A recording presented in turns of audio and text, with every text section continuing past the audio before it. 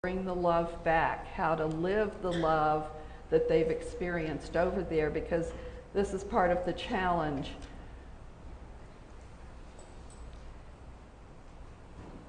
See the goodness in all people. The experience has definitely opened my eyes to the goodness in all people. If you only knew how much you are loved. If we only knew how much we're loved and how surrounded by it we are, all false illusions of pain would simply melt away. Care for each and every one. I was shown that the most important thing that we can do while we are on this planet is to care for each and every one that we can. Live life to the fullest. I now believe our main obligation is to live life to the fullest and do it cleanly within the guidelines of giving and caring. Forgive yourself and others, and don't judge. We must learn to forgive ourselves and others. It is not for us to bear a grudge or to judge another. It's the little things that count. I always remember that it's the little things that count, and it will be those things that stand out as your life flashes before your eyes.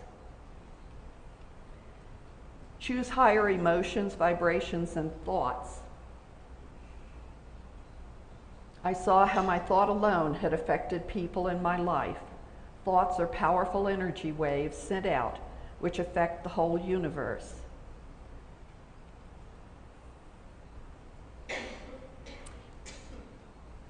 After identifying these different categories that people use to describe the love on the other side and their conclusions about it, I compared what they said with three mystical traditions in the world literature, religions,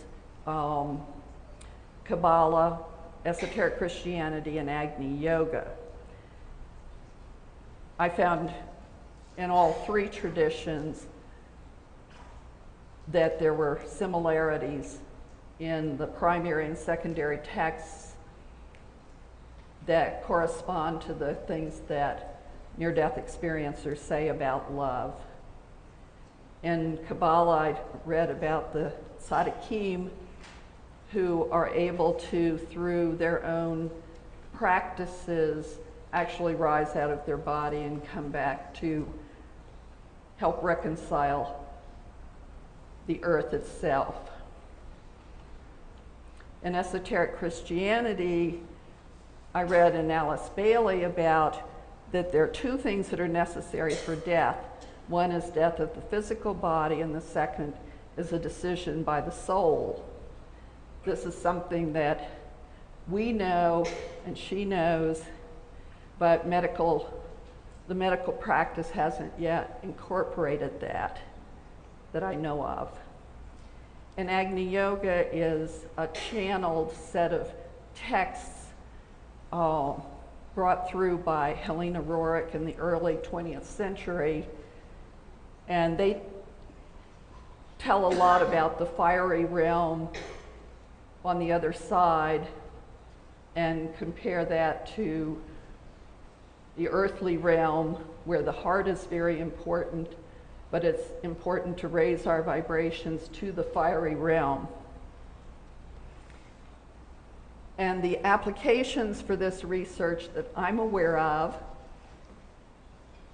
I work as a hospice chaplain and offer in-services for hospice nurses and other staff, and may also do that for hospitals in the future.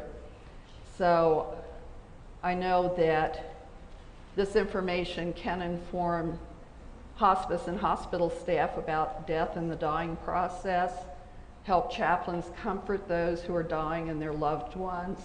I know what people who are dying need to hear, and I tell them, and they pass very quickly, oftentimes.